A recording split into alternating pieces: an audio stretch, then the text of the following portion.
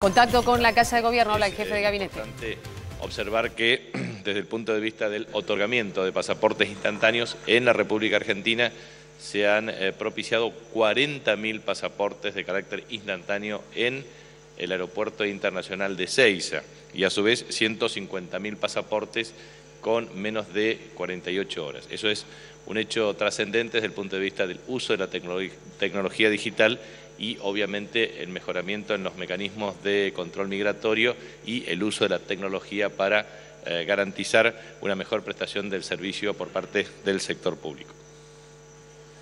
Buen día, ministro. Eugenio Payet, LU2, Radio Bahía Blanca. Si me permite, dos preguntas. La primera, si el gobierno ha tomado nota y tiene opinión respecto de lo que ha ocurrido con el ex subsecretario director de Asuntos Jurídicos del Ministerio de Economía, Capdevila, que se ha ido del país y ha dejado una carta diciendo que no tiene seguridades, que teme por su vida. Él debía declarar en la causa de la ex Chicone, en la que está involucrado el vicepresidente Vudú. Es cierto que en la carta él responsabiliza no solo al gobierno, sino a la oposición de no haberle ofrecido las garantías necesarias para poder declarar cuál es la opinión del gobierno. Y en segundo término, el canciller de Uruguay, Luis Almagro, ha destratado ayer al subsecretario de Vías Navegables, Horacio Tetamanti, a quien calificó de enemigo de los uruguayos por decisiones que tienen que ver con el tema de las divisiones en temas portuarios que hay entre ambos países. Gracias.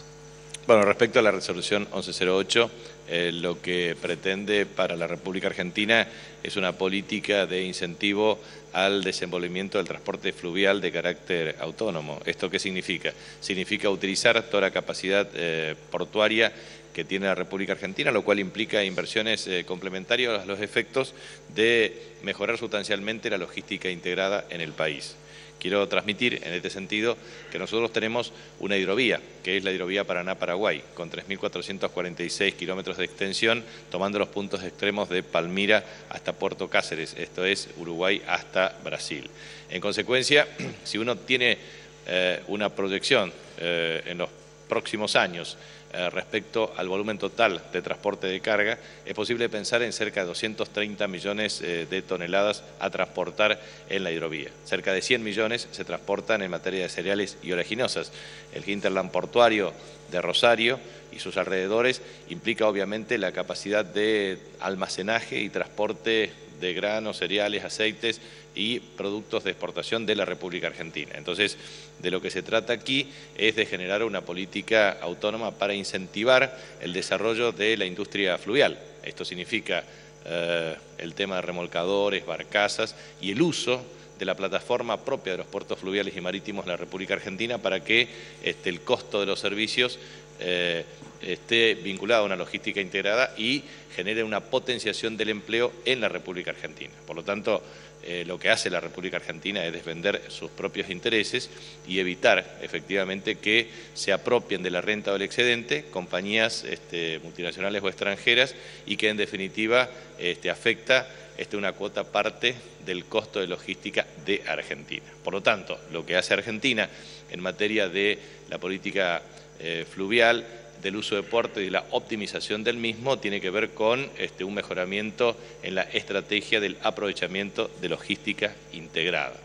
Por eso, dentro de ese esquema de inversiones, nosotros estamos promoviendo mecanismos de incentivos para la construcción local del sistema de transporte fluvial, la integración con el transporte marítimo y también las obras de infraestructura complementaria, por ejemplo, Canal Magdalena, con próxima licitación por instrucción de la Presidenta de la Nación a los efectos de optimizar el funcionamiento del sistema. Por lo tanto, en definitiva, de lo que se trata aquí es de una estrategia de integración de Argentina con el resto de los países de la región, pero a su vez garantizando una mayor autonomía en el funcionamiento, mejorando su logística para lograr la reducción sistémica de sus costos de transporte y mejorar la cadena de valor integrada dentro de nuestro territorio. De manera que esa es una perspectiva de ejercicio autónomo. Respecto al otro tema que usted hacía mención, vengo hablando todos los días. Por lo tanto, simplemente quiero transmitir lo siguiente. Cuando se trata de una cuestión que afecta a la seguridad de un testigo, existe el testigo de identidad reservada, o el sistema de, el tema de, o sea, testigo de identidad reservada o testigo protegido, y en virtud de ello debe tomar las instancias de utilización de esa estrategia por parte de la persona ante el ámbito judicial. Por tanto, si tenía una afectación, lo podría haber hecho claramente a través de el funcionamiento del sistema judicial respecto a la protección de testigos, de manera que objetivamente no puedo opinar más que eso. Y respecto al tema he opinado en los últimos 2 días. Ministro, buen día. Marcela Ojeda, de Radio Continental Soy. Le quería preguntar, y teniendo en cuenta que se está llevando durante todo el día de hoy un paro empresario por quienes son los dueños de clínicas y sanatorios privados, si el Gobierno Nacional va a autorizar el incremento que piden en las cuotas para los afiliados a las obras sociales de un 30%. Recuerdo que la anterior vez que se lo preguntamos había dicho que iba a esperar que pase el momento de negociaciones paritarias. Dijo hace días que estaba en el 90% ya de los gremios cerrando sus negociaciones. Quería preguntarle entonces si van a autorizar el incremento en las cuotas a los afiliados de las prepagas. La Superintendencia de Salud tiene que propiciar este acuerdo con las instituciones de provisión de servicios de medicina prepaga y prestadores del servicio de la salud, de manera que en el transcurso de hoy tendrán novedades al respecto. Hoy. Buen día, Capitanich. Gabriel Eiris, Agencia Nacional de Noticias Telam. Capitanich, como usted sabe, esta semana se mantuvo en alza el dólar paralelo o ilegal, registra una alza de 65 centavos en lo que va de la semana. Preguntarle si esto... digo, llamativo porque habida cuenta que las tasas de interés se mantienen valores razonables. Con lo cual la pregunta es si esto puede tener que ver con cuestiones técnicas no resueltas en materia económica o si podemos estar frente a un nuevo escenario, a un nuevo embate de operadores del sector financiero que propician un escenario para la devaluación, ¿no? Para una nueva devaluación. Bueno, nosotros mantenemos coherencia respecto a lo que manifestamos desde el mes de enero hasta la fecha, respecto a la evolución de transacciones en el mercado ilegal. No obstante lo cual, lo que uno observa claramente es una estrategia deliberada. Usted sabe que existen desde organizaciones no gubernamentales hasta economistas asociados a grupos financieros y económicos y o mediáticos con el objeto de generar un mecanismo de expectativas. Por un lado, tratan de desacreditar el índice de precio al consumidor de carácter urbano, que tiene 230.000 mediciones, 160 encuestadores, una metodología con 6 canastas, que está siendo convalidada por organismos multilaterales de crédito a nivel internacional. Pero, naturalmente, surge en forma sistemática los ataques al índice. Mientras el índice era 3,7%, no hay ningún inconveniente. Ahora, cuando se manifiesta un decrecimiento en el mismo, automáticamente persiste el ataque para decir que efectivamente el índice no refleja la realidad. Y en consecuencia surge lo que se denomina ese índice, que es un verdadero mamarracho, que es el índice del Congreso. Entonces, quien los dice, efectivamente, es una persona que expone y que ha cambiado tantas veces de partido como la confiabilidad que experimenta el índice que expone. Entonces, desde esa perspectiva, lo que quiero transmitir es, primera base de la estrategia es decir un índice que es falso. Después de eso van a otro paso, que tiene que ver con las tasas de interés y su grado de vinculación con el consumo y su eventual niveles de afectación a determinado tipo de consumo de bienes durables. Después de eso, obviamente una estrategia de propagación del supuesto desequilibrio macroeconómico respecto al tema de política de ingresos.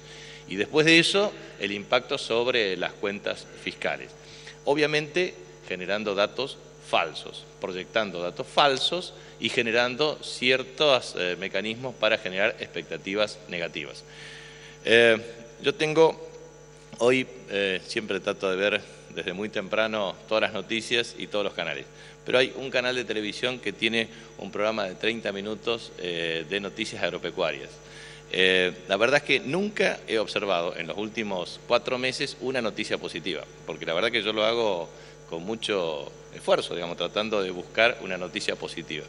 Y resulta ser de que toman esta, pero es literal el tema, dice, aumentó el precio internacional de la soja, aumentó el precio doméstico de la soja, pero aumentó la tasa de rendimiento como consecuencia de las lluvias, pero bajó la rentabilidad como consecuencia del incremento de los costos. Entonces, cualquiera puede hacer el siguiente razonamiento. Primero, si aumentó, cuando toma la decisión el productor de sembrar a un precio internacional inferior y después aumenta, la estructura de costo no aumenta en la misma proporción. Esa es la primera definición. Segundo, si la tasa de rendimiento promedio planificado es inferior a la tasa efectivamente lograda, no cabe la menor duda que, teniendo un mayor valor del precio de la soja y un mayor rendimiento, la rentabilidad es mayor. Bueno, la conclusión de este artículo era que había caído la rentabilidad. Y así sucesivamente lo vemos en tema trigo, maíz, flete. Hoy escuchaba que el 25% de los fletes habían disminuido. Ahora, uno no sabe cómo ocurre esto cuando aumenta sustancialmente los niveles de producción, que se demanda mucho más el uso de flete de transporte de cargas a través de camiones, resulta ser de que baja este nivel. Entonces, lo que yo observo de un modo sistemático es todo el tiempo tratar de generar expectativas de carácter negativo. Entonces, lo que me parece que es importante es observar lo siguiente. Primero, situación fiscal.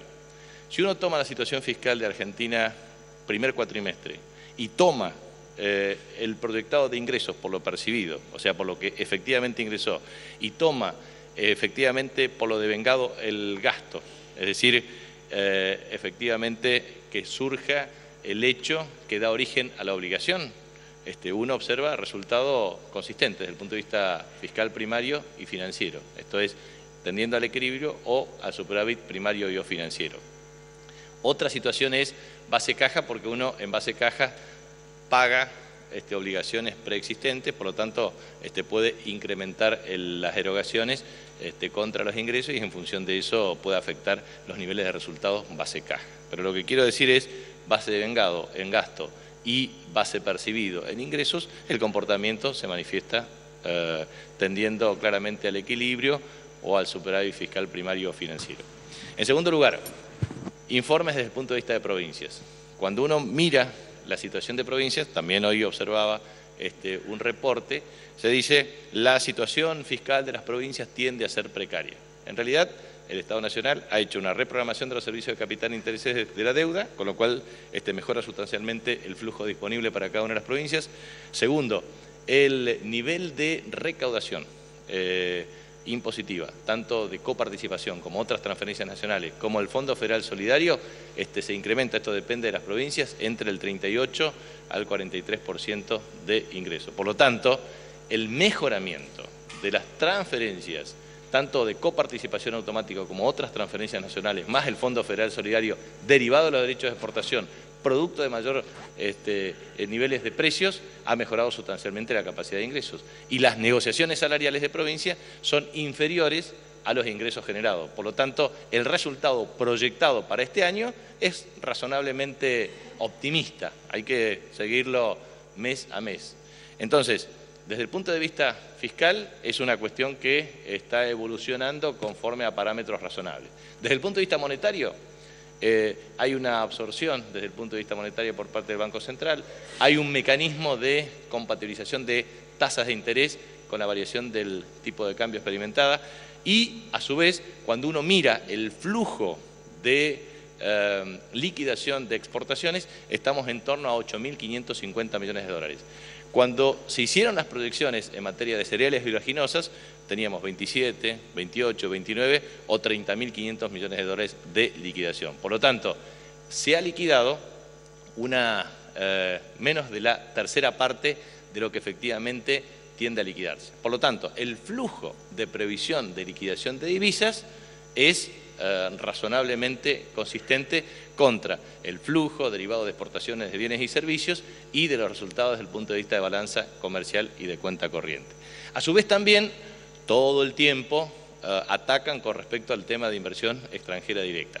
Sinceramente, he tenido la oportunidad de recibir desde Toyota con un programa consistente de 800 millones de dólares, o he tenido la oportunidad de recibir a la firma como Coca-Cola, 80 millones de dólares, o Nestlé, 60 millones de dólares, u otras firmas que también hemos tenido la oportunidad de participar junto a la Presidenta de la Nación desde el punto de vista de las proyecciones. También el mecanismo de colocación de instrumentos de deuda o asociación de capitales por parte de YPF, de otras compañías de producción de petróleo y gas, o de instrumentos de deuda colocadas también por jurisdicciones provinciales con múltiples mecanismos de financiamiento, sea desde Fondo Kuwaití de Desarrollo hasta mecanismos de colocación de instrumentos de deuda en el mercado de capitales. Por lo tanto, lo que quiero transmitir enfáticamente es que todo el tiempo se pretende generar una estrategia desde el punto de vista de las expectativas para generar desde peleas inexistentes entre el ministro de Economía y el presidente del Banco Central, que la presidenta tiene que saldar esas peleas, y la verdad es que no tiene absolutamente nada que ver con la realidad. Lo que nosotros pretendemos es persistir y perseverar en una estrategia que tenga que ver con promover los incentivos al crecimiento de la actividad económica, en el marco de una cosecha que se observa como récord, que a su vez va a tener impacto en la actividad metalmecánica, en el mayor ingreso derivado de fletes y conexidad con servicios, y a su vez con un escenario internacional que no es fácil en términos de colocación de bienes exportables, por eso tenemos una política activa allí, y lo mismo con respecto a las cadenas de valor. En consecuencia, lo que quiero transmitir es que, primero, hay una firmeza clara y un liderazgo claro de la Presidenta de la Nación, no hay disputas internas, estamos claros y enfocados respecto al diseño y la ejecución de las políticas económicas, y obviamente observamos, como siempre, estrategias especulativas y que pretenden todo el tiempo generar expectativas negativas y dañar la credibilidad, la confianza en las instituciones y el desenvolvimiento de la actividad económica. Uno a veces se espanta cuando los ve a los candidatos presidenciales, porque la verdad es que algunos dicen, vamos a eliminar las retenciones. Yo digo, qué interesante, van a eliminar las retenciones y tiene doble efecto. ¿Cómo van a morigerar el precio interno de los alimentos que forman parte de la mesa de los argentinos? La primera pregunta. Y la segunda pregunta es, ¿cómo van a sustituir esos recursos que forman parte de la fuente de financiamiento? Seguramente eliminarán la asignación universal por hijo, seguramente eliminarán el plan Progresar, seguramente eliminarán el tema de jubilaciones o gran parte de las erogaciones en materia de seguridad social o de políticas inclusivas o de fomento al consumo y la demanda agregada.